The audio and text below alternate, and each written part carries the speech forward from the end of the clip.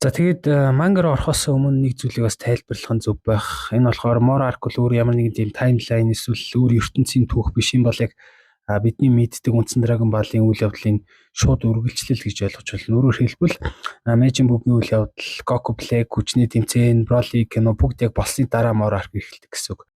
Хэрэв та зөвхөн аним үзсэн бол Broly киноноос хойших үйл явдал гэж ойлгоход ерөөхдөө болно. За ингээд тэгэхээр бид яг Dragon Ball Super мангагийн яг 43 дугаар үлгээс хойших одоо хамгийн том үйл явдал болох More Arc-ыг эхлүүлэх болно. За тэгээд та бүхэн бичлэгтээ дуусталцаг байгаараа ятаж ихний бүлгийг ингээд оруулчихъя. Хоёрдугаар хэсгээ бас үзхийг хүсчихвэл суугаа бас subscribe хийгээрэй. Бас комент хэсэгт бас сэтгэл бичээрэй. Баярлалаа. За тэгээд шууд манга руу орцгоё.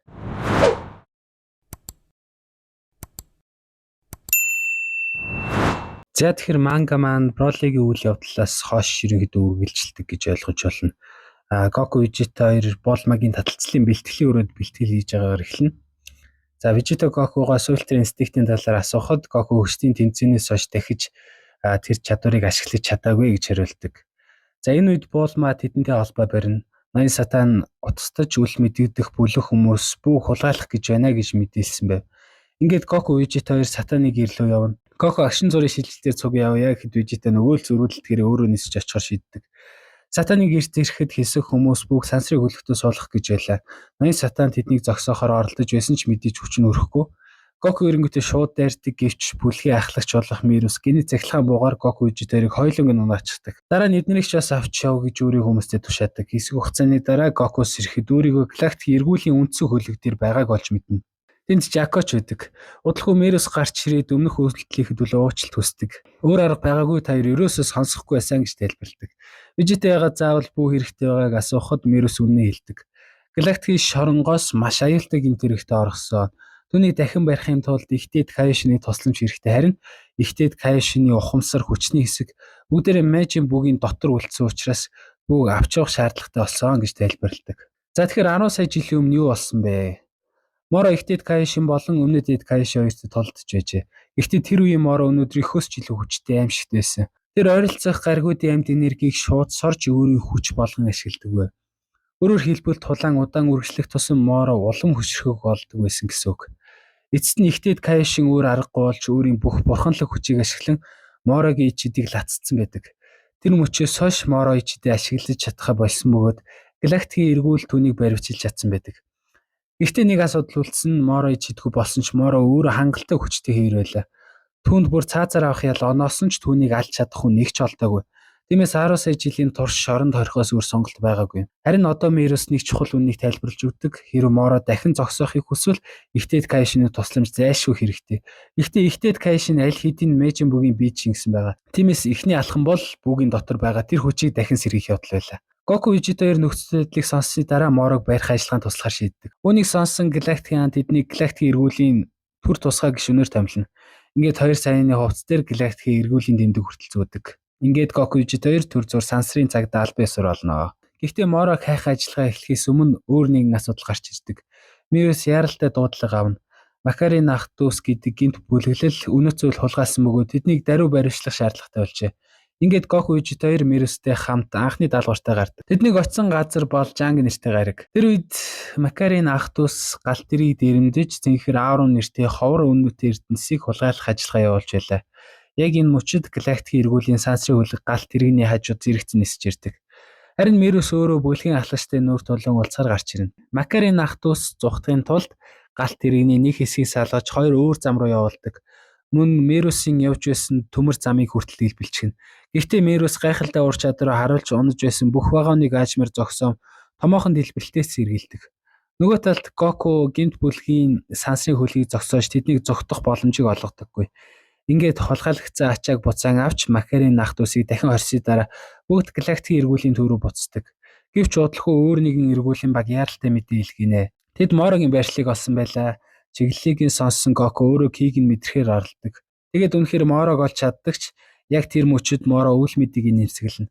Яг л Goku өөрийг нь хайж байгааг мэдэрсэн мэт. Үүний дараа Goku Vegeta'д тэр миний хайж байгааг мэдэрсэн. Кийн тимч асар том биш мөртлөө урдын хизээч мэдэрч байгааг их сонин ки байна гэж хэлдэг. Mirus үүний учрыг тайлбарладаг. Моро гаригуудын амьд энергийг сорж тэр хүчийг нь өөрийн болгож чаддаг. Жохмын чадвар нь түүнийг 10 сая жилийн турш амьд үлдэх боломжийг олгосон юм. Удалгүй Гоку Моро шин Намек руу чиглэж байгааг ойлгодог. Гэхдээ нэг асуудал байсан. Шин Намекийн барьшил маш нууц, тэгвэл Моро тэр газрыг яаж мэдсэн бол? Яг энэ үед шоронд хоригдож байсан Паста Макари намны. Тэр өмнө нь Фризагийн харимд ажиллаж байсан нэгэн хоригдлоос Намекуд болон лут бөмбөлгүүдийн тухай сонссон гэж ярьд. Тэр хүн хүчтэй дайчдыг цуглуулж Намек руу явж луугийн бөмбөлгүүдийг авах талаар ярьж байсан бөгөөд энэ яриа эцэстээ Морогийн чихэнд хүрчээ. Ингээд Моро өөрөө ч луугийн бөмбөлгүүдийн яхаар үүсэлэн тодорхой болсон юм. За энэ үед Морогийн хөлгүүдээр Моро хуучин Фризагийн нис хүчинд ажиллаж байсан Карамбери гэдэг хүнтэй ярилцсанаа. Тэр лут бөмбөлгүүдийн 3 хүслийг биелүүлдэг гэж Моро тайлбарлаж өөртөө нэг хүслийг үлдээн гэсэн амлалт авдаг. Харин Моро надад ганцхан хүслийн хэрэгтэй гэж хариулдаг. Ингээд Шин Намект бууж ирнэ. Ингээд Гоку нөхцөл байдал хэтрхийн ноцтой болсныг ойлгоод Вежитаг дагуулад бүх хүлээлгөө агшин зургийн шилжтгэж Намект очдог. Тэднийг очих үед Мороч дөнгөж газардаж байдаг. Гоку Намекчуудын ахлагч Мөрид болсон бүхнийг тайлбарлаж өгнө. Ингээд Намекчууд лууд бөмбөгийг нуухаар авч зүхтаадаг. За ингээд Моро Намек гариг дээрх Эскагийн бяцхан хөв барьцаалан лууд бөмбөг хаана байгааг асууж сүрдүүлж эхэлдэг. Яг тэр мөчөд Вежитаг гинт гарч ирж Морог өшгөлн Эскаг авардаг. Ингээд Моро аркийн Моротой хийх ихний толгойн эхэлнэ. Энд Вежитагийн зан чанарын бас нэг гоё хэсэг гарч ирдэг. Тэр Намекчуудыг хараад Моротой хамгийн түрүүнд өөрөө тулдахаар шийддэг. Яг л Фризагийн үед Вежита өөрөө олон Намекчуудыг хөнөөс уучруулсаас тэндээ жоохон харамсдаг. За тиймээс ч энэ удаа тэр өнгөрсөн алдааныхаа төлөөсийг төлөхийг хүссэн байдаг. Ингээд Вежита хамгийн түрүүнд урагш гарч супер сайн хэлбэр чийлж Моро руу дайрдаг. Гэхдээ нэг асуудал гарч ирнэ. Тэр Мород ойртож чадсан ч сохилтой оновчтой хүргэж чадахгүй байлаа. Удалгүй Моро гараач хөдлөхгүйгээр Вежитаг шидэж эхэлдэг. Чулуу хөрс мод гээд эргэн тойрны бүхнийг өөрийн эд шидээр удирдах байсан. Гэхдээ Моро нэг зүйл гайхдаг. Вежита огт унсангүй харин ч тайван зогссоор байлаа. Тэгээд дараагийн мөчид Вежита супер сайн год хэлбэр чийлждэг. Энэ бол хүчний тэмцээний дараах Вежитагийн хамгийн хүчрхий хэлбэрүүдийн нэг. Моро дахин өмнөх эд шидээ ашиглахыг оролдсон ч энэ удаа амжилтгүй болсон. Харин Вежита нүүрлэн хүчтэй өшгөлөж хариу барина. Дараа нь бүр тохуурхсан өнгөөр иймэрхүү сонин чадвартай нөхдүүдтэй бид өмнө хангалттай толцсон гэж хэлдэг. Өөрөөр хэлбэл Вежитагийн үед Морогийн эд шид одоохондоо тийм ч аимшигтай санагдаагүй гэсэн үг. Нөгөө талд галактикийн эргүүлийн хөлөг дээр Мирус өөрөө шийдвэр гаргаж байлаа. Тэр галактикийн төв штаб руу буцах хэрэгтэй гэж үтсэн юм. Учир нь Морог зогсооход ихтэйд Кайшны тусламж зайлшгүй хэрэгтэй байсан. Жако харин өөдрөгөөр Гоку Вежитаыг ялцгаж магадгүй шүү дээ гэж хэлдэг. Гэхдээ Мирус толгойс хэсрэнэ. Түүний бодлоор 2 саяанд ялах боломж бараг байгаагүй. Яг тэгвэл тэд Морогийн жинхэнэ хүчийг харах нь үзээгүй байсан юм. Моро ажмаар нөмөргөө тайлна. Одоо тэр тоглож дууссан байлаа. Жинхэнэ эд шидээ ашиглах цаг нь ирсэн байлаа. Гоку Морогийн өмнөх хүүллийг санаад чи сая Эскагийн энергийг сорох гэж байсан. Одоо дахиад тэр арга ашиглах гэж байна уу гэж асуудаг. Харин Моро 50-ны нэгэд тийм ээ гэхдээ энэ удаа арай өөрөөр ашигланаа гэж хариулна. Тэгээд л жинхэнэ асуудал эхэлнэ. Моро гараа өргөхөд Шин Намек гарыг өөрөө хөдөлж эхэлнэ. Газраас асар том энерги урсгалууд оргилж Вежитаг гинэт зохино. Өмнө нь юу болсныг ойлгоогүй байсан Вежитаг хүртэл энэ удаад гайхаж орхидог. Моро тэр үед нэг чухал зүйл хэлдэг. Энэ бол зөвхөн миний хүч бишээ. Бүхлүүдийн Шин Намекийн хүч. Өөрөөр хэлбэл Моро зөвхөн өөрийн кигийг ашиглаагүй. Тэр гаригийн амьд энергийг өөрийн дайралт болгоо хуургаж байсан юм. Вежита агаарт гарч зайбарахыг оролцсон ч нэмэр болсонгүй. Энерги урсгалууд араас нь хөөж дахин онож байлаа. Гэсэн ч Вежита бууж өгсөнгүй тэр шууд Моро руу дайрна. Харин Моро урд нь дахин асар том энергийн хан босгож хамгаалт үүсгэдэг. Энэ мөчид Гоку байраа солио одоо би тулдъя гэж санал болгодог. Гэхдээ Вежита шууд л татгалзаж өнөөхөл зөрүүд зангаа гаргана. Учир нь тэр Намекчуудын өмнө өөрийн өнгөрсөн нүглийг багчсан цайруулахыг хүсэж байсан. За тиймээс энэ тулааныг өөрөө дуусгахыг зорж байлаа. Вежита Моро танд нь энэ дайралт байнга ашиглаад уйлж явахгүй хүчээ шавхан гэж хэлдэг. Гэвч Морогийн хариулт үнэхээр аимшигтай байсан. Хязгаар гэж байхгүй энэ гариг дээр амьдрал оршиж байгаа цагт би энэ хүчийг ашигласаар л байх болно гэдэг. Өөрөөр хэлбэл Морог ялан гэдэг нь зөвхөн нэг дайсныг ялгах биш харин бүхэл бүтэн гаригийн энергитэй зэрэг тэмцэн гэсэн үг байлаа. Тэр үед Вежита нэг зүйлийг ойлгодог хэрвээ ойртож чадахгүй бол ялж чадахгүй. Мөн ойрт нь үлдсэн шинэ хувирлж байхгүй. Тиймээс тэр тактикаа өөрчилж яриа эхлүүлэхээр шийддэг. Тэр Морогоос чи яг юуны төлөө Шин Намек дээр ирсэн юм бэ гэж асууна. Бүр цаашлаад магадгүй би чам тусалж болох юм а гэж хэлдэг. Мэдээж Моро үнийг сонсоод инээж эхэлнэ.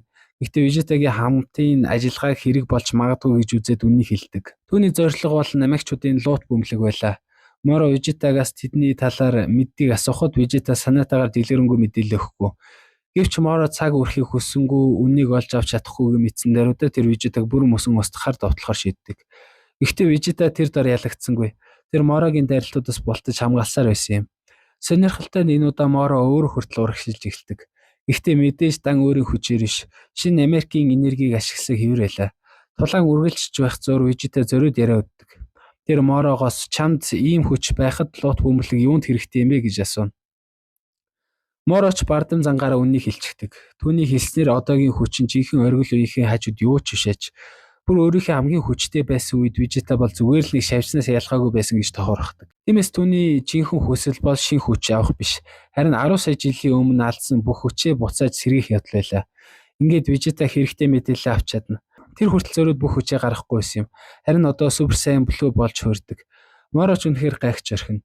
Учир нь Вижитагийн энерги гинт хэд дахин өссөн байлаа. Мэдээж Моро зүгээр хараа суусангүй. Тэр шинэ Намекийн улам их энергийг ашиглаж асар олон дотлохыг зэрэг гаргаж эхэлдэг. Гэвч дараагийн мөчөд Вижита дахин хүчээ нэмэгдүүлнэ. Тэр чадвар нь супер сайн блүү эволюд байлаа. Хүчний тэмцээний үеэр жирэнтэй толдохдоо ашиглаж байсан тэр хэлбэр. Одоо энэ хүчээр Вижита Морогийн бүх дайралтыг төвөггүй болтож эхэлдэг. Тэгэд эцэст нь эз рүү хүчтэй өшгөлж Морог шууд далаа руу шидчихнэ. Тэр мөчөд бүгд Вижитаг давмгаалж эхлэе гэж бодсон. Гэхдээ Гоку ямар нэгэн зүйл буруу байгааг анзаардаг. Тэр Вижитад болгоомжтой ямар нэгэн сонин зүйл болоод байна гэж анхааруулна. Удалгүй Моро далаагаас гарч ирээд хоёр гараа өргөнө. Тэгэд өөр дөмнөх хөсөж аимшигтай зүйл хийж эхэлдэг. Түүний энерги асар хурдтай нэмэгдэж байлаа. Гэхдээ тэр хүс зөвхөн гаргаас ирсэнгүй. Гоку, Вижита, Намекчууд бүгдийн амьд энергийг зэрэг сорж эхэлсэн юм. Гоку хүртэл хүч нь алдагдаж байгааг мэдэрнэ. Харин хамгийн сонирхолтой нь Моро цуглуулсан тэр асар том энергийг довтлохоо болгон шийдсэнгүй. Харин бүгдийг нэг зэгт шахаж шууд залгичихна. Ингээд тэр дахин нэг шат дахиж хүчрэх болсон юм. Вижита буцаад супер сайн блүү болох гэж оролддог. Гэвч бүтсэнгүй. Хүч нь аль хэдийн сорогдчихсан байлаа. Одоо нөхцөл байдал бүрэн эргэсэн Моро урд өмнөхөөсөө илүү хүчтэй болсон. Харин Вижита эсрэгээрээ улам сул дорой олжээ. Моро агшин зураа ойртож ирээд Вижитаг барьж авна. Тэгээд түүнийг хүчтэй шидээд чийшээс өөрийн жинхэнэ зорилгоо нууж явсан юм байна гэж хэлдэг. Өөрөөр хэлбэл Моро Вижита зориуд яриадж мэдээлэл авахыг оролдож байсныг ойлгочихсон байсан юм. Одоо тулаан бүрэн нэг талдаа гарчихсан байлаа. Моро ядарч туйлдсан Гоку Вижита хоёрыг ямар ч хүч гаргалгүйгээр шидэж эхэлдэг. Хэдхэн минутын өмнө тэнцвэрт олдож байсан 2 сая нь одоо бүр эсрэг үзэх чадваргүй болсон байв. Гэхдээ Вижита сүүлчийн оролдлогоо хийнэ. Тэр Галикан буудаж Морог цохихыг оролдоно. Харамсалтай Моро дайралтаас бултахыг ч хүссэнгүй. Хамгаалсан ч үгүй зүгээр л амаа ангаалгаад бүхэл бүтэн Галиканыг залгичихдаг. Энэ мөчүүд Гоку хүртэл гайхаж орхино. Учир нь тэд өмнө энерги шингээдэг дайснуудтай толдож байсан жишээ нь Android 19 Seal гээд олон жишээ бий. Гэхдээ энергийн дотлоо шууд хоош шигдчихдэг дайсан бараг байгаагүй. Өөрөөр хэлбэл Морогийн хувьд өрсөлдөгчийн дайралт хүртэл хоол хүнс байсан гэсэн үг. Нөгөө талд вирусын гариг дээр вирусыг хачирхалтай зүйл анзаардаг. Шинэ Намекийн энерги маш хурдан багасж байлаа. Вирус үнийг вирус хэлэхэд вирус ерөнхийдөө нэг их тоосонгүй. Намек дээр над таалагддаг хоол байдаг гэмч өөрсдөө уучраа олгоо гэж хэлдэг. Үүндээ энэ бол вирусын зан чанарыг маш сайн харуулдаг хэсэг. Хэрвээ дэлхийн аюулд орвол тэр магадгүй сонирхох байсан. Гэхдээ Намек бол түүний зүгээр л нэг амтгүй хоолтой гариг. Тиймээс орчлон долоогийн хамгийн хүчтэй оршихуй болох сүйтгэгч бурхан хүртэл энэ удаад оролцохгүй байхаар шийдсэн юм.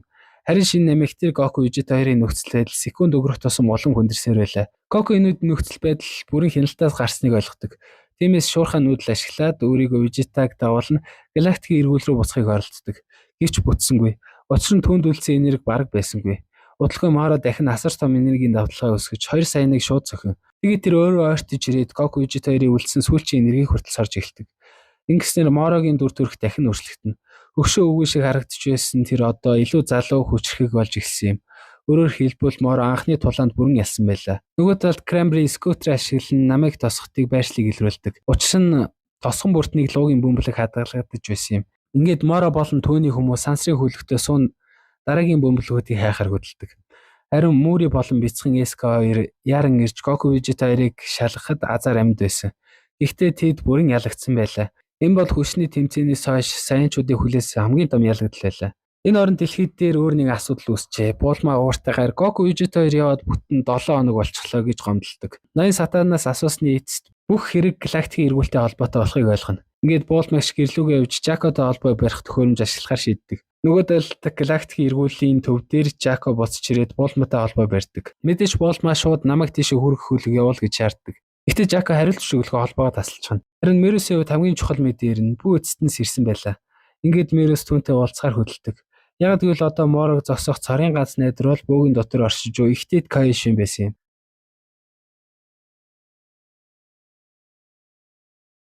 За ингээд бичлэгнийхээ эхний хэсгийг дуусгая. Цаашаа би 2 хэсэг болгож хувааж оруулах төлөвлөгөөтэй байгаа. Энэ бичлэг маань бас 1000 саб хүрсний спешиал дугаар гэж бас ойлгож болно шүү. Хэрвээ сувгийн маань бас цааш дэмжихийг хүсвэл доор донешны даасныхаа мэдээллийг үлдээлээ. Ингээд дрон сувгийг үзсэнд баярлалаа. Мор аркийн дараагийн ангиар уулзцгаая.